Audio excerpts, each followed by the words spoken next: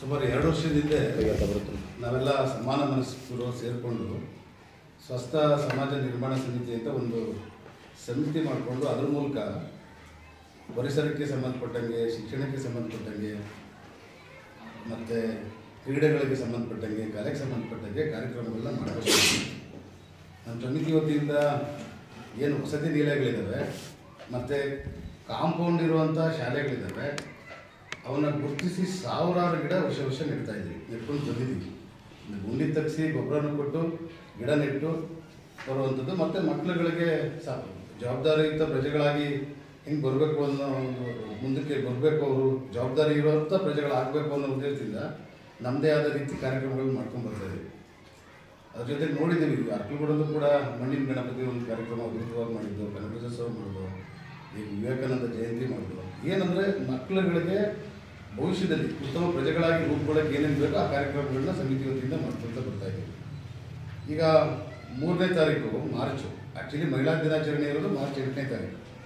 ನಾವೇನಂದರೆ ಆ 8ನೇ ತಾರೀಕು ಬೇರೆ ಬೇರೆ ಕಾರ್ಯಕ್ರಮಗಳಿರ್ತವೆ. ನಾವು ಈಗ ಸುಮಾರು 18 ವಿವಿಧ ಕ್ಷೇತ್ರಗಳನ್ನ ಗುರುತಿಸಿ ಅಲ್ಲಿ ಆ ಇಲಾಖೆ ವತಿಯಿಂದಲೇ ಯಾರು ಅತ್ಯುತ್ತಮವಾಗಿ ತಳಮಟ್ಟದಲ್ಲಿ ಮಹಿಳೆಯರು ಸಮಾಜಮುಖಿಯಾಗಿ ಕೆಲಸ ಮಾಡ್ತಾಯಿದ್ದಾರೆ, ನಿಷ್ಕಳಂಕವಾಗಿ ಮಾಡ್ತಾಯಿದ್ದಾರೆ, ಉತ್ತಮ ಕೆಲಸ ಮಾಡ್ತಾಯಿದ್ದಾರೆ ಅಂಥವ್ರನ್ನ ಗುರುತಿಸಿ ಅವ್ರಿಗೆ ಮಾರ್ಚ್ 3ನೇ ತಾರೀಕು ಅರಕಲಗೂಡು ಭಾಗ್ಯಶ್ರೀ ಕಲ್ಯಾಣ ಮಂಟಪದಲ್ಲಿ, ಭಾಗ್ಯಶ್ರೀ ಕಲ್ಯಾಣ ಮಂಟಪದಲ್ಲಿ ಒಂದು ಅಭಿನಂದನಾ ಸನ್ಮಾನ ಸಮಾರಂಭ ಗುರುತಿಸಿ ಗೌರವಿಸ್ತೋ ಅಂತ ಒಂದು ಕೆಲಸವನ್ನು ಮಾಡ್ತಾಯಿದ್ದೀವಿ 3ನೇ ತಾರೀಕು. 8ನೇ ತಾರೀಕು ಮಾಡೋದನ್ನು ಯಾಕೆಂದರೆ ಅವು ಎಲ್ರಿಗೂ ಭಾಗವಹಿಸೋದು ಕಷ್ಟ ಆಗ್ಬೋದು, ಯಾಕೆಂದರೆ ಇಲಾಖೆ ವತಿಯಿಂದ, ಸರ್ಕಾರದ ವತಿಯಿಂದಲೇ ಕಾರ್ಯಕ್ರಮಗಳನ್ನ ಮಾಡ್ತಾರೆ.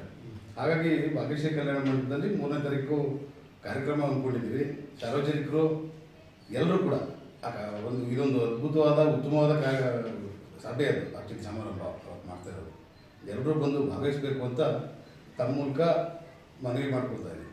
ಅಂದರೆ ಈಗ ಆಶಾ ಕಾರ್ಯಕರ್ತರಿದ್ದಾರೆ, ವಿಶ್ವ ತಾಯಂದ್ರ ದಿನ ಮತ್ತು ಈ ಕಾರ್ಮಿಕರು ಅವ್ರದ್ದು ಅದು ಬೇರೆ ದಿನ ಇದ್ದಾವೆ, ಅದಕ್ಕೆ ಅವೆರಡು ಇಲಾಖೆ ಬಿಟ್ಟಿದ್ದೀವಿ.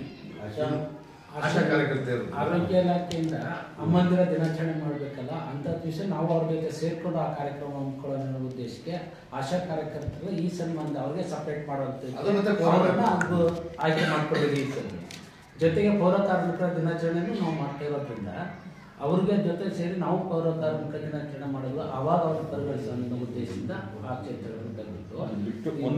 ನೃತ್ಯಕ್ಕೆ ಸಂಬಂಧಪಟ್ಟಂತೆ ತಾಲೂಕಿನಲ್ಲಿ ನೃತ್ಯಕ್ಕೆ ಸಂಬಂಧಪಟ್ಟಂತೆ ಅದರಲ್ಲಿ ಪ್ರತಿಭಾವಂತರನ್ನು ಗುರುತಿಸುವಂಥದ್ದು. 2ನೇದಾಗಿ ನಾಟಕ ರಂಗ ಕಲಾವಿದರಿಗೆ ಅದರಲ್ಲಿ ವಿಶೇಷವಾಗಿ ಸಕ್ರಿಯವಾಗಿ ತೊಡಗಿಸ್ಕೊಂಡಿರುವಂಥದ್ದು ಕ್ಷೇತ್ರವನ್ನು ಅಂತ ನಮ್ಮಲ್ಲಿ ಹೆಚ್ಚಿನ ವಿದ್ಯಾಭ್ಯಾಸ ಸ್ನಾತಕೋತ್ತರ ಮುಗಿಸಿ PhD ಪಡೆದಿರುವಂಥ ಪದವೀಧರರಾಗಿರುವಂಥದ್ದು ಗುರುತಿಸಿರುವಂಥದ್ದು. ಮತ್ತೊಂದು ಕಲಾ ವಿಭಾಗದಲ್ಲಿ ಕಲೆ, ಚಿತ್ರಕಲೆ ಇಂಥವುಗಳಲ್ಲಿ ಗುರುತಿಸ್ಬೋದು ಬೇರೆ ಬೇರೆ ರಾಜ್ಯ ಮತ್ತು ರಾಷ್ಟ್ರ ಮಟ್ಟದಲ್ಲಿ ಭಾಗವಹಿಸಿರುವಂಥವ್ರಿಗೆ.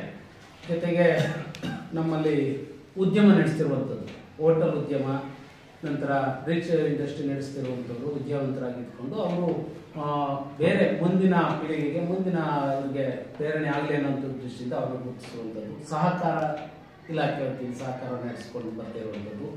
ನಂತರ ವಕೀಲ ವೃತ್ತಿಯನ್ನು ನಡೆಸ್ಕೊಂಡು ಬರ್ತಿರುವಂಥವ್ರಿಗೆ ಮತ್ತು ನಿಲಯ ಪಾಲಕರಾಗಿ ಕೆಲಸ ಮಾಡ್ತಿರುವಂಥವ್ರಿಗೆ ಉತ್ತಮ ರಿಸಲ್ಟ್ ಕೊಡ್ತಿರುವಂಥ ಬೋರ್ಡ್ನ ಆಯ್ಕೆ ಮಾಡ್ಕೊಂಡಿದ್ವಿ. ನಂತರ ಕ್ರೀಡೆನಲ್ಲಿ ರಾಷ್ಟ್ರ ಮಟ್ಟಕ್ಕೆ ಹೋಗಿರುವಂಥ ಕ್ರೀಡಾ ವಿಭಾಗದಲ್ಲಿ ಭಾಗವಹಿಸಿರುವಂಥ ವಿದ್ಯಾರ್ಥಿಗಳನ್ನು ಗುರುತಿಸಿ ಅವ್ರಿಗೂ ಕೂಡ ನಾವು ಒಂದು ಸನ್ಮಾನ ಮಾಡಬೇಕು ಅನ್ನೋ ಉದ್ದೇಶ ಇಟ್ಕೊಂಡಿದ್ವಿ. ಅದೇ ರೀತಿಯಲ್ಲಿ ಸಾಮಾಜಿಕ ಸೇವೆ ಮಾಡ್ತಿರುವಂಥವ್ರು, ಪ್ರಸೂತಿ ಕೆಲಸ ಮಾಡಿರುವಂಥವರಿಗೆ, ವೈದ್ಯಕೀಯ ಕ್ಷೇತ್ರದಲ್ಲಿ ಗಣ್ಯ ಸೇವೆ ಹಳ್ಳಿಗಾಡಿನಲ್ಲಿ ಕೆಲಸ ಮಾಡ್ತಿರುವಂಥವ್ರಿಗೆ ಅವ್ರನ್ನ ತೆಗೆದುಕೊಂಡಿರುವುದು. ನಂತರ ಕ್ರೀಡಾ ವಿಭಾಗದಲ್ಲಿ ಬೇರೆ ಬೇರೆ ರಾಷ್ಟ್ರ ಮತ್ತು ರಾಜ್ಯ ಮಟ್ಟಕ್ಕೆ ಹೋಗಿರುವಂಥದ್ದು.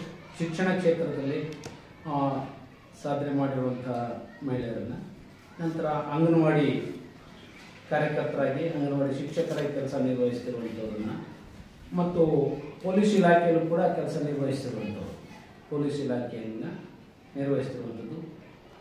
ಕೃಷಿ ಕ್ಷೇತ್ರ, ಸಾಮಾಜಿಕ ಸೇವೆಗಳಲ್ಲಿ, ಹೀಗೆ ಇಷ್ಟು ಕ್ಷೇತ್ರಗಳಲ್ಲಿ ಗಣನೀಯವಾಗಿ ಸೇವೆಯನ್ನು ತಲುಪಿರುವಂಥದ್ದು. ನಾವು ಇವರನ್ನು ಆಯ್ಕೆ ಮಾಡಿಕೊಂಡು ಮಾತ್ರ ಇಲಾಖೆಯ ಮೇಲ್ವಿಚಾರಕರಿಂದಲೇ, ಇಲಾಖೆ ಮುಖ್ಯಸ್ಥರಿಂದ ಗುರುತಿಸಲ್ಪಟ್ಟಿರುವಂಥವ್ರ ಜೊತೆಗೆ ಸಾರ್ವಜನಿಕರ ಅಭಿಪ್ರಾಯವೂ ಒಳಗೊಂಡಂತಿರೋದನ್ನು ನಾವು ಈ ಸಂದರ್ಭದಲ್ಲಿ ಆಯ್ಕೆ ಮಾಡಿ ಸನ್ಮಾನ ಮಾಡಬೇಕು, ಅವ್ರಿಗೆ ಗೌರವ ಸೂಚಿಸಬೇಕು ಅನ್ನೋ ಉದ್ದೇಶಕ್ಕೆ ನಾವು ಮಾರ್ಚ್ 3ನೇ ತಾರೀಕು ಇವರನ್ನು ಸನ್ಮಾನಿಸುವಂಥ ಕಾರ್ಯಕ್ರಮವನ್ನು ಸಮಿತಿ ವತಿಯಿಂದ ಹಮ್ಮಿಕೊಂಡಿದೆ. ಅದಕ್ಕೆ ಈ ಕ್ಷೇತ್ರಗಳನ್ನು ಆಯ್ಕೆ ಮಾಡಿಕೊಂಡು ನಾವು ನೀವೆಲ್ಲರೂ ಆಗಮಿಸಿ ಕಾರ್ಯಕ್ರಮ ಯಶಸ್ವಿಗೊಳಿಸಬೇಕು ಅಂತ ಈ ಮೂಲಕ ಸಮಿತಿ ಪರವಾಗಿ ಕೇಳ್ಕೊಳ್ತಾರೆ. ಮತ್ತು ಯಾರು ನಾವು ಗುರುತಿಸಿದ್ದೀವಿ ಯಾವುದನ್ನು ಕೂಡ ನಾವು ಆಯ್ಕೆ ಮಾಡಿರುವಂಥದ್ದಲ್ಲ. ಆ ಇಲಾಖಾ ವತಿಯಿಂದ ಯಾರು ಮುಖ್ಯಸ್ಥರಿದ್ದಾರೆ ಅವರಿಂದ ಮಾಹಿತಿ ತಗೊಂಡು ಮತ್ತು ನಾವು ಕೂಡ ಪರಿಶೀಲನೆ ಮಾಡಿದ್ವಿ, ಪುನರ್ ಪರಿಶೀಲನೆ ಮಾಡಿ ನಾವು ನಿಜವಾಗ್ಲೂ ಅರ್ಹರ, ಏಕೆಂದರೆ ತಳಮಟ್ಟದಲ್ಲಿ ನಿಜವಾಗಿ ಯಾರು ಅರ್ಹರಿದ್ದಾರೆ ಅವ್ರಿಗೆ ಗೌರವ ಸಲ್ಲಬೇಕು ಅನ್ನೋದು, ಅದ್ರ ಮೂಲಕ ಬೇರೆಯವ್ರಿಗೊಂದು ಸ್ಫೂರ್ತಿ ಆಗಬೇಕು. ಮಹಿಳೆಯನ್ನು ಹಿಂಗೆ ಮಾಡ್ಬೋದು, ಒಂದು ಸಮಾಜದಲ್ಲಿ ಅಂತ ಹೇಳಿ ತಳಮಟ್ಟದಲ್ಲಿ ಮಾಡ್ಬೋದು ಅನ್ನೋ ಉದ್ದೇಶದಿಂದ ಈ ಕಾರ್ಯಕ್ರಮ.